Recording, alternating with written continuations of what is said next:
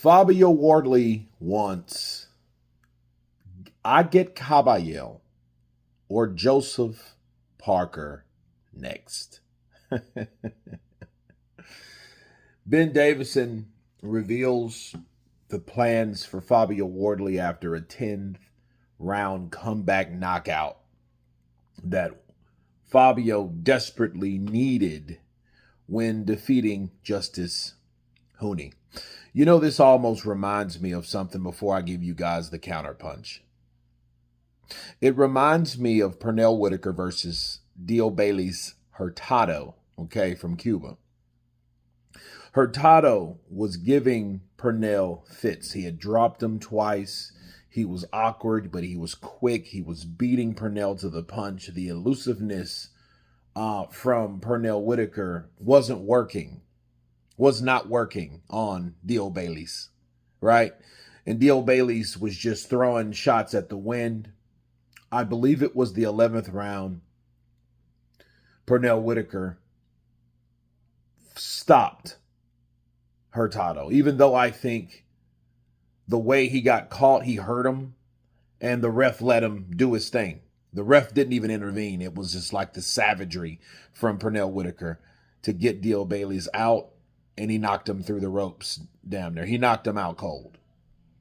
That was the fight right before the Oscar De La Hoya fight, which he lost in another controversial decision kind of deal. Now let me counterpunch. Fabio Wardley wanting to take on Joseph Parker or Agit Kabayel. I think it's courageous. I think it's daring. I want to see it. But I do think it's a mistake. Why? Because I don't think that Fabio Wardley is ready for those guys. However, I will say this. Sometimes you have to see what level you're at by the level of challenge that you ascend to. You know, so before I get to talking about, well, he's not ready, he's not prepared, I think, you know, based on what he was able to do, based on his power, based on his heart, based on his determination, I think he was able to stick in there. And the right hand is going to have to be enough to take on those guys like Parker or Kabayel on the WBO or the WBC. And I think since Fabio Wardley is going to try to fight those guys, you can clearly see there's guys, just like I just spoke to, Michael Hunter, that they don't even mention. Because they know the minute they mention Michael Hunter, or if a Michael Hunter fight gets made, it's not going to be good for anybody. Because Michael Hunter is going to be that banana peel. He's going to be that guy that comes in, makes a bounty, beats that guy, and then he will quickly be forgotten again. Why? Because the money behind that, right, versus the risk, you know, they're not going to see it. They're not going to see the value in it. But with Parker and Agit Kabayel, they're connected to Turki Al-Sheikh. That being said, they know that there is a check that they can be comfortable and satisfied with behind that, with Turki Al-Sheikh, His Excellency. You see what I'm saying? So that's why I think they would want Kabayel versus Parker. So in my mind, it's like that is the toughest route. It is. I don't see Fabio Wardley beating any of those guys, but I still think it would be a good fight. I think it will be a good fight because Fabio has deemed to have that right hand cannon firepower like Deontay Wilder.